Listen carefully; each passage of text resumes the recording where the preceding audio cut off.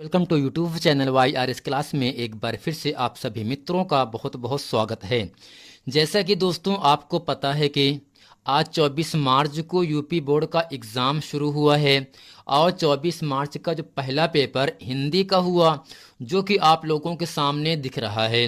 तो दोस्तों आज हम आप लोगों को हिंदी का पेपर का हल इस वीडियो में बताने वाला हूं। यदि आप इस चैनल पर नए हैं तो इसे सब्सक्राइब कर लें ताकि आने वाला नोटिफिकेशन आप लोगों तक आसानी से पहुंचता रहे। दोस्तों 801 ए कोड का है जो कि 2022 का पेपर है और आज ही का दिन का पेपर है। तो दोस्तों इस वीडियो में प्रश्न नंबर 1 से लेकर जितने भी प्रश्न हैं उन सभी प्रश्नों को अच्छी तरीके से हम हल कराने वाले हैं। अब दोस्तों प्रश्न नंबर 1 का आपके सामने यहां से कह रहा है, निम्नलिखित कथनों में से कोई एक कथन सही है, उसे पहचान कर लिखिए। यानी दोस्तों जो प्रश्न नंबर 1 का है इसमें 4 ऑप्शन है, इन चारों ऑप्शन में एक ही ऑप्शन आपका सही है। सही ऑप्शन पर आपको निशान लगाना है और आपको एग्जाम में 1 नंबर की प्राप्ति होगी। तो दोस्तों पहला ऑप्शन यहां से कह रहा है, मैला आंचल राहुल सांस्कृतायन की काव्य कृति है। दूसरा है, मुंशी प्रेमचंद का गोदान प्रसिद्ध उपन्यास है। तीसरा है, गुनाहों का देवता बाबू गुलाब राय की रचना है। चौथा दोस्तों यहां से है, सुमित्रा नंदन पंत प्रसिद्ध उपन्यासकार हैं। तो फ्रेंड इन चारों ऑप्शन में ऑप्शन नंबर आपका दूसरा सही है, मुंशी प्रेमचंद का गोदान प्रसिद्ध उपन्यास है। अब दोस्तों प्रश्न नंबर 1 का प्रश्न नंबर ख आपके सामने कह रहा है, दोस्तों प्रश्न नंबर ख आपके सामने कह रहा है, निम्नलिखित कृतियों में से किसी एक कृति के रचनाकार का नाम लिखिए। यानी प्रतिशोध है, भूले बिसरे चित्र है, आवारा मसीहा है, ठूठा आम है। इन सभी दोस्तों कृतियों की हमें रचनाकार का नाम लिखना है। प्रश्न नंबर दोस्तों ग आपके सामने कह रहा है, लहरों का राजहंस किस विधा पर आधारित रचना है। ये भी एग्जाम में 1 नंबर के लिए आपसे पूछा गया है। प्रश्न नंबर दोस्तों घ आपके सामने कह रहा है, जय पराजय रचना के लेखक का नाम लिखिए। प्रश्न नंबर दोस्तों अड़ा कह रहा है, राजेंद्र यादव की प्रतीक्षा किस विधा पर आधारित रचना है। दोस्तों अब इसी के साथ प्रश्न नंबर 2 का आपके सामने कह रहा है, रीतिकाल के प्रमुख 2 कवियों के नाम लिखकर उनकी एक एक रचना का नाम लिखिए। जैसा कि दोस्तों आपके सामने जो प्रश्न है 2 नंबर के लिए आपसे पूछा जाएगा। प्रश्न नंबर ख दोस्तों है, छायावाद युग की किन्हीं 2 प्रवृत्तियों का उल्लेख कीजिए। दोस्तों चाहे प्रवृत्ति का है चाहे विशेषता का है, उन दोनों का मतलब उसकी प्रवृत्ति यानी उसका विशेषता उसके लक्षण आपको लिखना है, 2 नंबर की भी प्राप्ति होगी। दोस्तों प्रश्न नंबर 2 का ग आपके सामने कह रहा है, खुशबू के शिलालेख किस विधा की किस युग की रचना है। आइए दोस्तों प्रश्न नंबर ख से अच्छे तरीके से हम हल करते हैं। तो दोस्तों इसके उत्तर में हम लिखते क्या है, कृति रचनाकार। दोस्तों विधा नहीं दिए है, विधा को हम बता देंगे आपको। तो दोस्तों पहले यहां से प्रतिशोध जिसके रचनाकार दोस्तों कौन है, मैथिली शरण गुप्त हैं। कौन है दोस्तों, मैथिली शरण गुप्त जी हैं। अब दोस्तों जो मैथिली शरण गुप्त हैं इन्होंने रचना किसके की थी, प्रतिशोध की। प्रतिशोध दोस्तों इसकी विधा क्या है, दोस्तों विधा आपका हो जाएगा नाटक। अब दोस्तों दूसरा है, भूले बिसरे चित्र जिसके दोस्तों रचनाकार हैं भगवती चरण वर्मा। तो यहां से लिखेंगे भगवती चरण वर्मा। दोस्तों भूले बिसरे चित्र की विधा कैसी है, तो आपको याद होना चाहिए दोस्तों विधा आपका है उपन्यास है। दोस्तों अगला प्रश्न है, आवारा मसीहा। दोस्तों इसके लेखक कौन है, रचनाकार कौन है, तो आपका उत्तर होगा दोस्तों विष्णु प्रभाकर जी हैं। यानी आवारा मसीहा के रचनाकार या लेखक कौन है, विष्णु प्रभाकर हैं। और दोस्तों आवारा मसीहा की विधा किसकी जैसे है, दोस्तों विधा दोस्तों हो जाएगा आपका जीवनी है। दोस्तों अगर कोई आपसे पूछ आवारा मसीहा किस विधा की रचना है तो आपको बताना जीवनी। दोस्तों अगला है ठूठा आम जिसके रचनाकार दोस्तों हैं भागवत शरण उपाध्याय।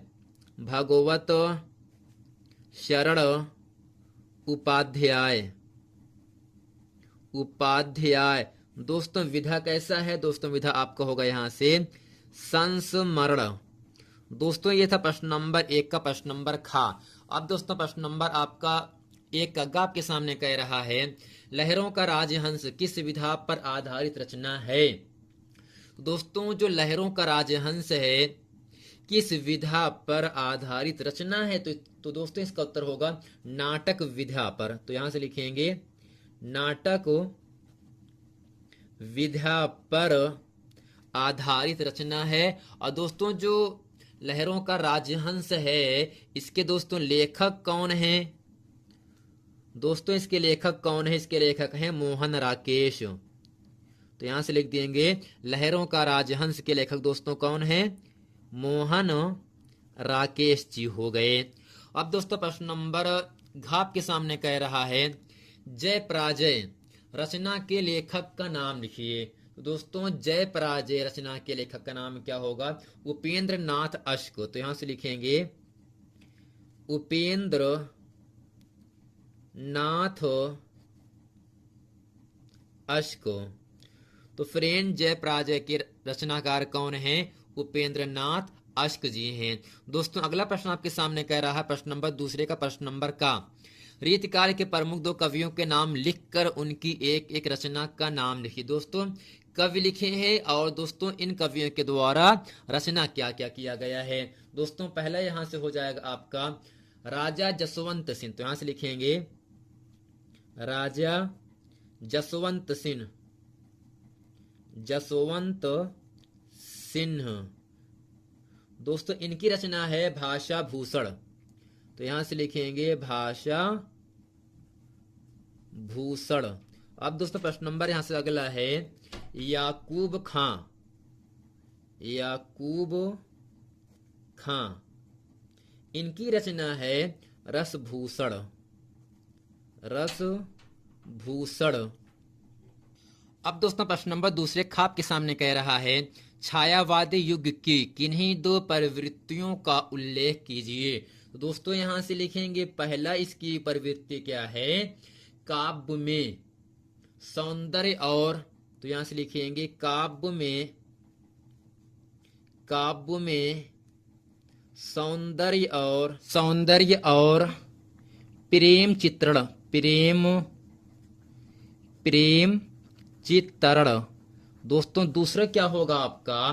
प्रकृति चित्रण। दूसरा क्या होगा दोस्तों? प्रकृति चित्रण। कामा राष्ट्र प्रेम। कामा दोस्तों रहस्यात्मकता।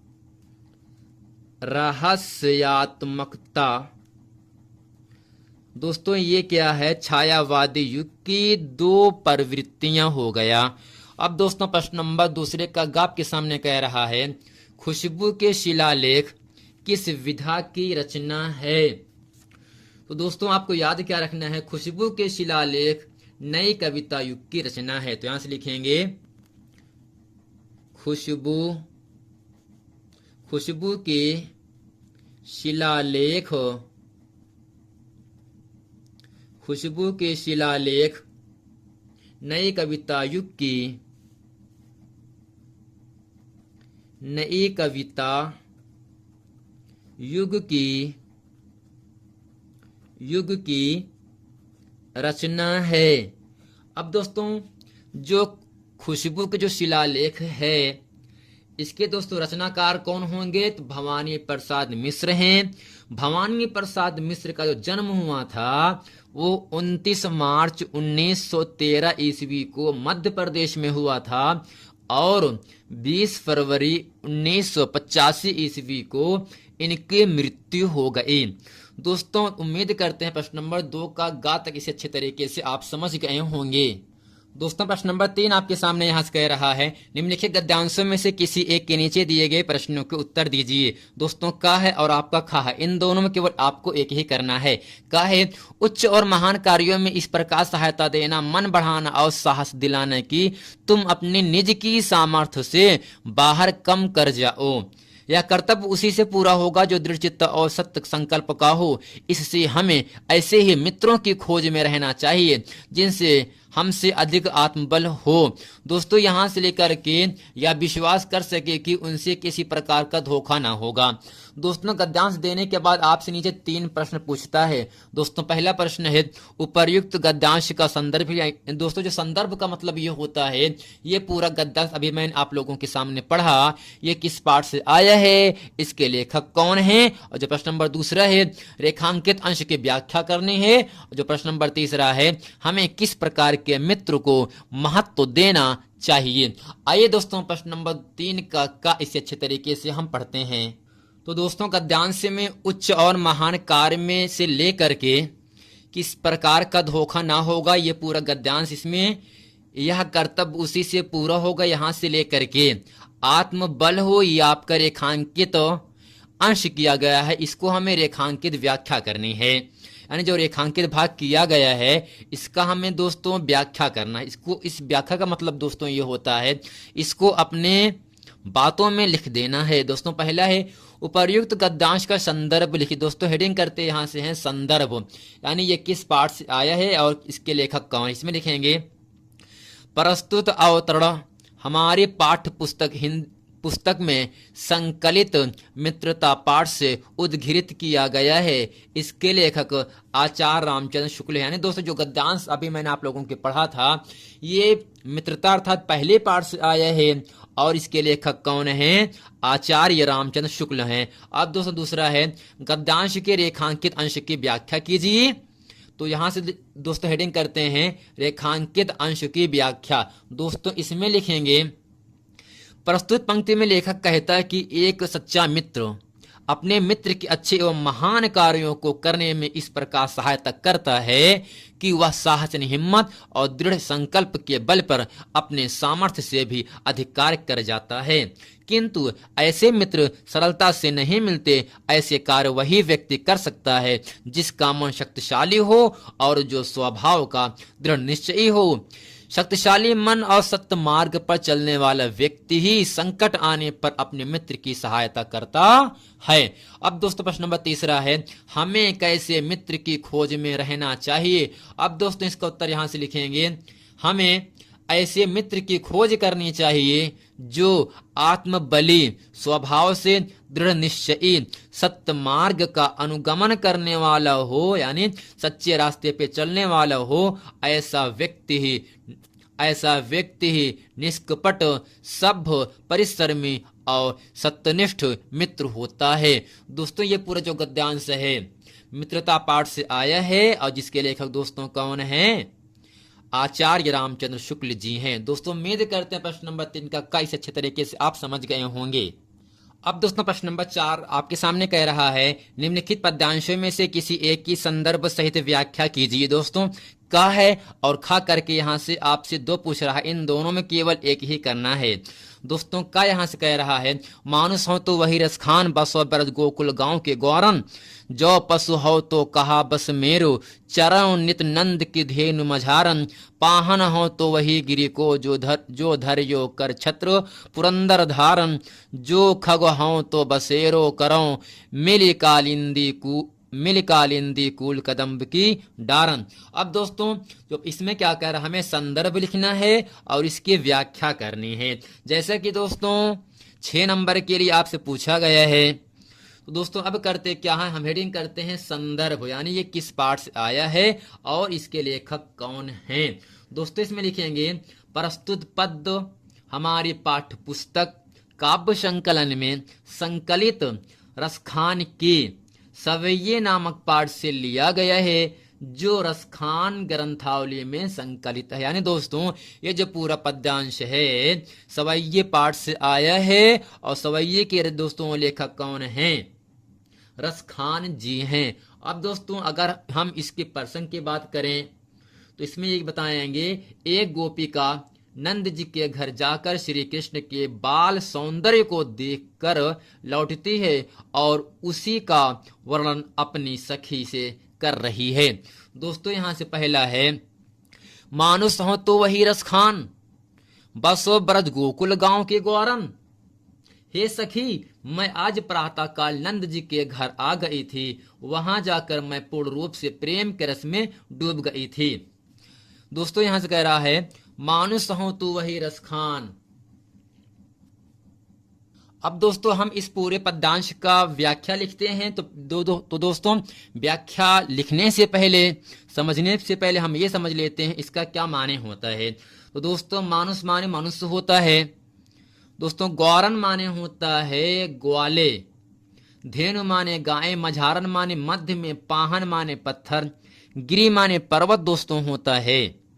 और दोस्तों इसके साथ साथ पुरंदर माने होता है इंद्र, खग माने पक्षी, बसेरा माने निवास, कालिंदी माने दोस्तों होता है यमुना, और दोस्तों कूल माने होता है किनारा। अब दोस्तों यहां से हेडिंग करते हैं व्याख्या। दोस्तों इसमें लिखेंगे श्री कृष्ण के अनन्य भक्त कवि रस खान अपने इष्ट देव का साम्य चाहते हैं। उसी भावना को व्यक्त करते हुए वे कहते हैं कि हे ईश्वर, मानुष हो तो वही रस खान। यदि मैं अगले जन्म में मनुष्य बनूं तो ब्रज और गोकुल गांव में बसो, ब्रज गोकुल गांव के ग्वारन। यदि मैं अगले जन्म में मनुष्य बनूं तो ब्रज और गोकुल गांव में ग्वालों के बीच निवास करूं। जो पशु हो तो कहां बस मेरो, यदि पशु बनूं तो मेरे बस की बात नहीं है। फिर भी मैं चाहूंगी चरो नित्य नंद की धेनु मझारन, मैं नित्य प्रति नंद की गायों के बीच में चरा करूं। पाहन हो तो वही गिरी को, यदि मैं पत्थर ही बनूं तो उस पर्वत का पत्थर बनूं। जो धरियो कर छत्र पुरंदर धारन, जिसे इंद्र द्वारा भयंकर वर्षा करने पर श्री कृष्ण ने छाता बनाकर अपने हाथ पर उठा लिया। और यदि मैं पक्षी, जो खग हो तो बसेरो करो। दोस्तों खग माने पक्षी।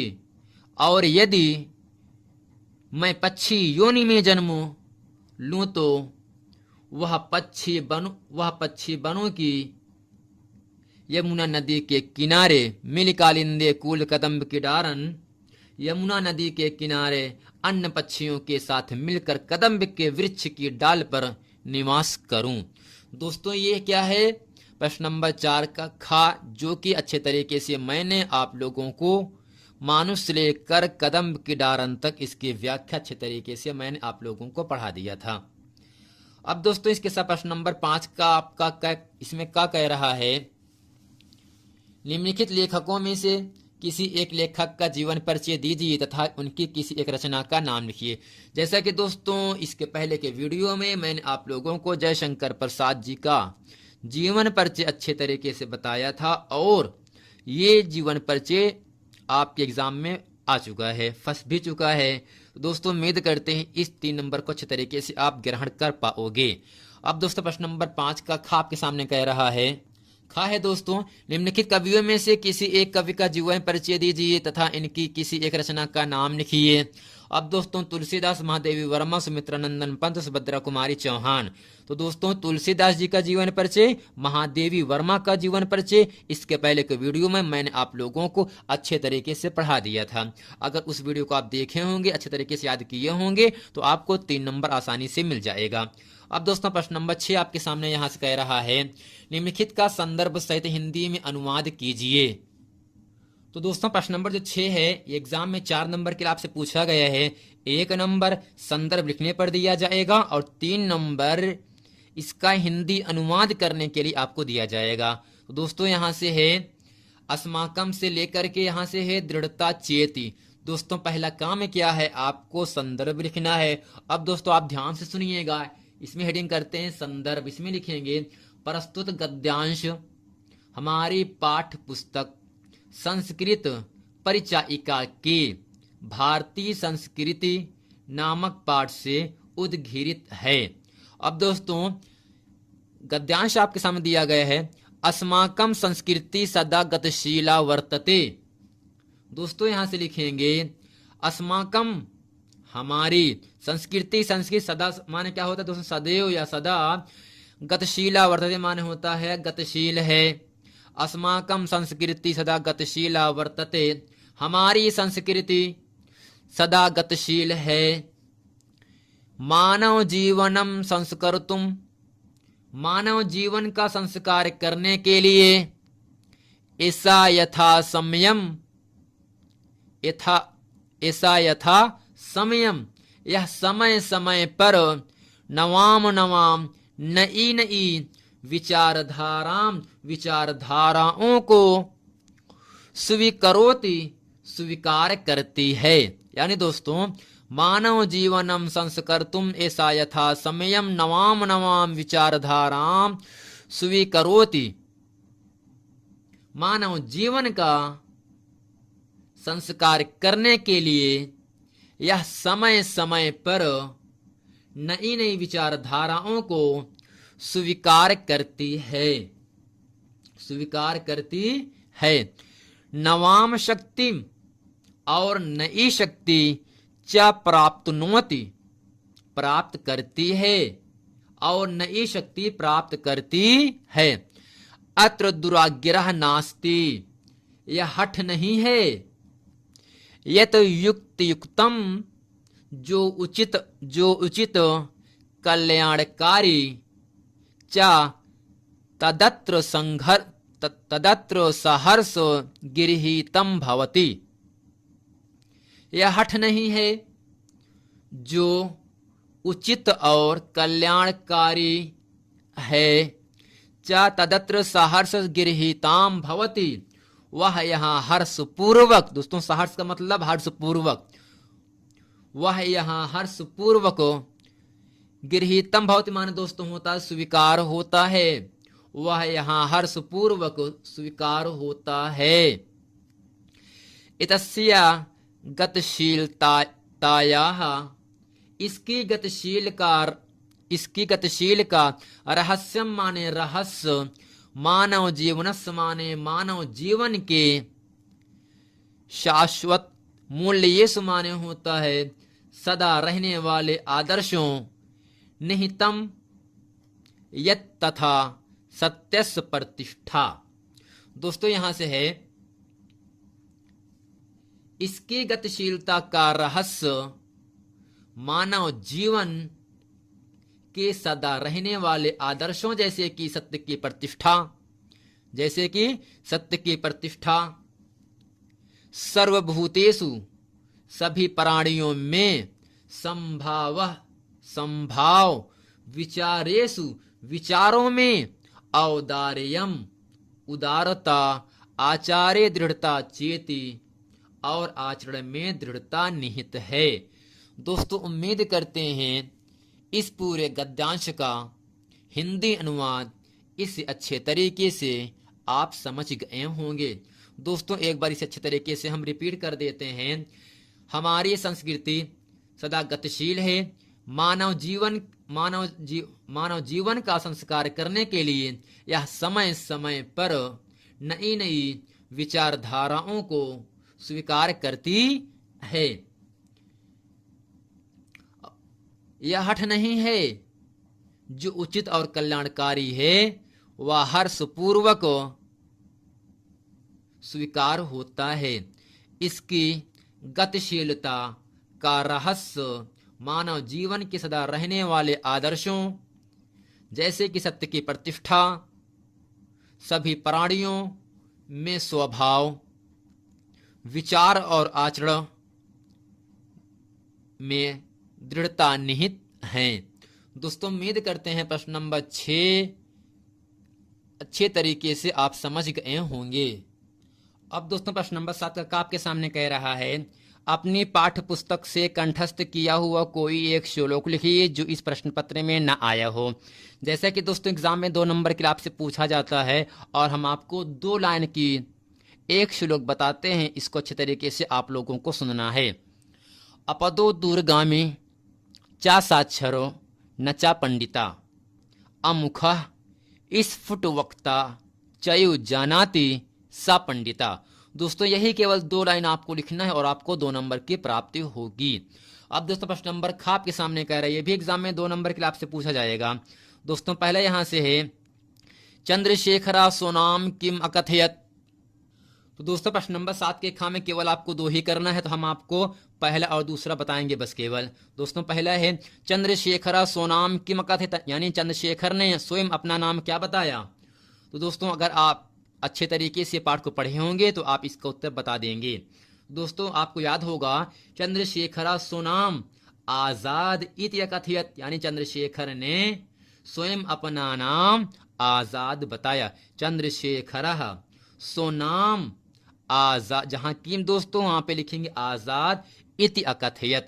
अब दोस्तों अगला है कुत्रमणम मंगलम भवति, कहाँ का मरना मंगल में समझा जाता है। दोस्तों यहां से इसको उत्तर लिखेंगे वाराणस्याम मरणम मंगलम भवति। दोस्तों ये इसी 2 प्रश्नों को आपको लिखना और आपको 2 नंबर की प्राप्ति होगी। अब दोस्तों प्रश्न नंबर 8 आपके सामने कह रहा है करुण अथवा हास्यरस की परिभाषा दीजिए, रूपक अथवा उपमालंकार की परिभाषा दीजिए, रोल अथवा सोठा छंद की परिभाषा दीजिए। दोस्तों इन सभी परिभाषाओं को इसके पहले के वीडियो में, जितने भी वीडियो हिंदी के हम बनाए हैं, सभी वीडियो में करुण अथवा हास, रूपक अथवा उपमा, रोल अथवा सोठा छंद की परिभाषा और इसका उदाहरण सहित अच्छे तरीके से मैंने आप लोगों को पढ़ा दिया था। अगर वो वीडियो अच्छे तरीके से आप याद कर लिए होंगे, देख लिए होंगे, तो निश्चय ही आपको 6 नंबर आसानी से मिल जाएगा। अब दोस्तों प्रश्न नंबर 9 का आपके सामने यहां से कह रहा है निम्नलिखित उपसर्गों में से किन्हीं 3 के मेल से एक एक शब्द बनाइए, यानी दोस्तों उपसर्ग दिया गया है, हमें शब्द बनाना है। दोस्तों प्रश्न नंबर ख आपके सामने यहां से कह रहा है निम्नलिखित में से किन्हीं 2 प्रत्ययों का प्रयोग करके एक एक शब्द बनाइए। दोस्तों प्रत्यय दिया गया है, हमें शब्द बनाना है, केवल दोस्तों 2 प्रत्ययों का प्रयोग करके एक शब्द बनाना है। इन 5 में से केवल 2 लिखना, 2 में से केवल दोस्तों एक एक शब्द बनाना है बस केवल। आइए दोस्तों प्रश्न नंबर 9 का और खा अच्छे तरीके से हम पढ़ते हैं। तो दोस्तों उपसर्ग है अन, अनु, अभि, परि, सु, इन सब उपसर्गों से हमें शब्द बनाना है। दोस्तों अन से बनाते हैं अनभिज्ञ, क्या बनाएंगे, अनभिज्ञ बना देंगे यहां से। जबकि दोस्तों जो अनु है, दोस्तों अनु से बनाएंगे अनुपस्थित, अनुपस्थित।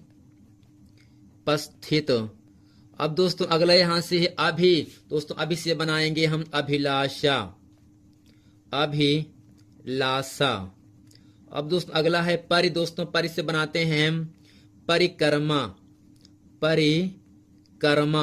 दोस्तों अगला यहां से सु, दोस्तों सु से बनाते हैं सुकर्म, सुकर्म बनाओ या सुजन बना दीजिए या सुपथ बना दीजिए। अब दोस्तों जो प्रश्न नंबर 9 का खा है, इसमें प्रत्यय दिया है, हमें शब्द बताना है। दोस्तों तो है ना, तो से हम बना सकते हैं महत्व, क्या बनाएंगे दोस्तों, महत्व। इन सभी प्रश्नों को इसके पहले के वीडियो में मैंने आप लोगों को उपसर्ग और प्रत्यय पर कई वीडियो अपलोड किए हैं। अगर वो सभी वीडियो आप देखे होंगे तो इन सभी प्रश्नों को अच्छे तरीके से आप कर लिए होंगे। दोस्तों अगला यहां से है वा, प्रत्यय है वा। दोस्तों वा से होता है पहनावा, पहनावा, लिखावा, ओढ़ावा। दोस्तों अगला है वट, दोस्तों वट का होता है सजावट या लिखावट। दोस्तों अगला है आई, दोस्तों आई से हम बना देंगे पढ़ाई या लिखाई या हंसाई। दोस्तों अगला है पन, दोस्तों पन से बना सकते हैं लड़कपन, भोलापन, तो यहां से लिखेंगे हम लड़कपन, लड़कपन। अब दोस्तों प्रश्न नंबर 9 का गाप के सामने कह रहा है, दोस्तों यहां से गाप के सामने कह रहा है इसमें निम्नलिखित में से किन्हीं 2 के समास विग्रह कीजिए। दोस्तों दोपहर है, चौराहा, त्रिकोण, देश विदेश, खरा खोटा, माता पिता। दोस्तों घा है, निम्नलिखित में से किन्हीं 2 शब्दों के तत्सम रूप लिखना है। कुआं है, छाया है, पाहन है, सिंगार है, लौंग है। दोस्तों प्रश्न नंबर 18 है कमल, क्रोध, दिन, नदी, पक्षी, इन सभी शब्दों का हमें 2-2 पर्यायवाची शब्द लिखना है और आपको 2 नंबर की प्राप्ति होगी। आइए दोस्तों प्रश्न नंबर 9 का गा से हम अच्छे तरीके से पढ़ते हैं। दोस्तों पहला शब्द है दोपहर, दोपहर का दोस्तों समास विग्रह होता है 2 पहरों का समूह, तो यहां से लिखेंगे 2 पहरों का, 2 पहरों का समूह। दोस्तों अगला है चौराहा, 4 राहों का समूह, तो यहां से लिखेंगे 4 राहों का 4 राहों का समूह। दोस्तों अगला है त्रिकोण, 3 कोणों का समूह। तो यहां से लिखेंगे 3 कोणों का, 3 कोणों का समूह। अगला है देश विदेश, देश और विदेश, देश और विदेश। फ्रेंड अगला है खरा खोटा, खरा या खोटा, खरा या खोटा। दोस्तों अगला है माता पिता, माता और पिता, माता और पिता। दोस्तों ये सब क्या है, आपके द्वंद्व समास हैं। ठीक। अब दोस्तों अगला यहां से है कुआं, छाया, पाहन, सिंगार, लौंग, इन सभी शब्दों का तत्सम रूप लिखना है। दोस्तों कुआं का होता है कूप। दोस्तों कुआं क्या होगा आपका, कूप होता है। दोस्तों छाया का होता है छाह। दोस्तों क्या होगा, छाया का छाह होता है। दोस्तों पाहन का पाषाण होता है तत्सम रूप, क्या होगा आपका, पाषाण। जबकि जो सिंगार का होता है श्रृंगार। दोस्तों लौंग का होता है लवंग, क्या दोस्तों, लवंग। अब दोस्तों अगला यहां से है कमल है, क्रोध है, दिन है, इन सभी शब्दों का पर्यायवाची शब्द लिखना है। दोस्तों कमल का शब्द होता है प्रतिशब्द जलज पंकज, यहां से लिखेंगे जलज कामा पंकज। दोस्तों अगला है क्रोध। दोस्तों क्रोध को हम लिखते हैं प्रतिघात या कोप, प्रतिघात, प्रतिघात कामा कोप। चाहे दोस्तों कोप कहें, चाहे दोस्तों हम रोष कहें, चाहे दोस्तों हम कोह कहें, तो इन सब के माने क्रोध यानी गुस्सा होता ही है। अब दोस्तों अगला यहां से है दिन। दोस्तों दिन को हम लिखते हैं दिवस, वासर या दिवाकर। तो यहां से लिखेंगे दिवाकर कामा वासर। दोस्तों अगला है नदी। दोस्तों नदी को हम लिखते हैं सरिता तटनी। तो यहां से लिखेंगे सरिता कामा तटनी। अगला दोस्तों यहां से है पक्षी। पक्षी को दोस्तों हम लिखते हैं खग विहग, खग कामा विहग। दोस्तों ये सभी क्या हैं, कमल, क्रोध, दिन, नदी, पक्षी के दो दो पर्यायवाची शब्द हैं। अब दोस्तों प्रश्न नंबर 10 का आपके सामने कह रहा है। दोस्तों प्रश्न नंबर 10 कह रहा है निम्नलिखित में से किन्हीं दो में संधि कीजिए तथा संधि का नाम लिखिए। दोस्तों संधि विच्छेद दिया गया है, हमें संधि लिखना है और संधि का नाम लिखना है। और दोस्तों केवल 2 करना है, 2 नंबर की प्राप्ति होगी। पहला है मनुधन अंतर, आदि धन अंत, इति धन उक्तवा, पितृधन आकृति। दोस्तों प्रश्न नंबर खा है मति, नदी, फल, मधु, इन चारों शब्दों का पंचमी विभक्ति द्विवचन का रूप लिखिए। अब दोस्तों प्रश्न नंबर गा है आसाव पठिष्यामि हसेयु अपठत, इन सभी शब्दों का दोस्तों हमें धातु, लकार, पुरुष तथा वचन पूछ रहा है और आपको 2 नंबर की प्राप्ति होगी। आइए दोस्तों प्रश्न नंबर 10 का खा गा पढ़ते हैं। तो दोस्तों मनुधन अंतर का संधि होता है मनवंतर। तो यहां से लिखेंगे मनवंतर। अब दोस्तों इसे मनवंतर, आदि धन, जितने भी संधि विच्छेद हैं जो शब्द बनेंगे वो सभी दोस्तों संधि का नाम क्या होगा दोस्तों, यड़ संधि ही है। तो यड़ संधि। अब दोस्तों अगला यहां से है आदि धन अंत, जिसे दोस्तों कहते हैं आद्यंत। तो यहां से लिखेंगे आद्यंत हो जाएगा। अब दोस्तों ये संधि कैसा है आपका, यड़ संधि है, यड़ संधि। सभी दोस्तों संधि किस कैसे हैं, यड़ संधि हैं। दोस्तों अगला है इति धन उक्तवा। दोस्तों होता है इत युक्तवा, इत युक्तवा। संधि दोस्तों यड़ संधि।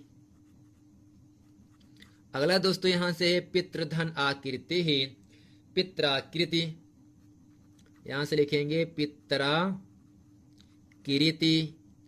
दोस्तों संधि आपका यड़ संधि ही रहेगा, यड़ संधि। अब दोस्तों प्रश्न नंबर 10 का ख आपके सामने कह रहा है मति अथवा नदी, फल अथवा मधु का पंचमी विभक्ति बहुवचन क्या होगा। दोस्तों मति का पंचमी विभक्ति बहुवचन होता है मतिभ्याम, मतिभ्याम। दोस्तों क्या होगा, मतिभ्याम। अब दोस्तों यहां से लिखेंगे अथवा, तो दूसरा यहां से नदी, दोस्तों नदी का भी नदीभ्याम हो जाएगा, तो यहां से लिखेंगे नदीभ्याम। दोस्तों मति का मतिभ्याम होता है, नदी का नदीभ्याम होता है। अब दोस्तों फल का फलाभ्याम हो जाएगा, तो यहां से लिखेंगे फलाभ्याम। फल का दोस्तों फलाभ्याम होगा, और दोस्तों इसी के साथ यहां से लिखेंगे अथवा, और अगला यहां से मधु। दोस्तों मधु का पंचमी विभक्ति बहुवचन मधुभ्याम होता है, मधुभ्याम। दोस्तों उम्मीद करते हैं प्रश्न नंबर 10 का खाकर इन सब प्रश्नों को आप याद किए होंगे, तो इसे अच्छे तरीके से आप कर लिए होंगे। अब दोस्तों प्रश्न नंबर 10 का ग आपके सामने कह रहा है आहसाव है। दोस्तों आहसाव जो है आपका, यह आपका हस धातु का है। दोस्तों कैसा आपका हस धातु का है। दोस्तों लकार कैसा है, लड लकार है। दोस्तों कैसा है, लड लकार है। दोस्तों पुरुष कैसा है, उत्तम पुरुष है। दोस्तों वचन कैसा आपका, वचन आपका होगा द्विवचन। अब दोस्तों दूसरा यहां से है पठिष्यामि। दोस्तों ये आपका पठ धातु से है। दोस्तों लकार कैसा है आपका, लकार होगा लिरिट लकार, लिरिट लकार। दोस्तों पुरुष कैसा है, पुरुष आपका है उत्तम पुरुष। दोस्तों वचन आपका एक वचन होगा, एक वचन। दोस्तों अगला है हसेयुः। दोस्तों ये जो है आपका है हस धातु से आया है। अब दोस्तों लकार कैसा है, विधिलिंग लकार है, विधि लिंग लकार हो गया। अब दोस्तों पुरुष आपका प्रथम पुरुष है, पुरुष प्रथम पुरुष। वचन दोस्तों बहुवचन है, वचन दोस्तों बहुवचन हो गया। अब दोस्तों अगला यहां से है अपठत। दोस्तों जो अपठत है ये भी आपका पठ धातु से ही आया है। लकार दोस्तों कैसा होगा, लकार आपका है लड लकार, लड लकार। अब दोस्तों लड लकार में अपठत पुरुष कैसा है, तो पुरुष दोस्तों होगा प्रथम पुरुष, और प्रथम पुरुष होने के साथ साथ दोस्तों वचन आपका एक वचन होगा।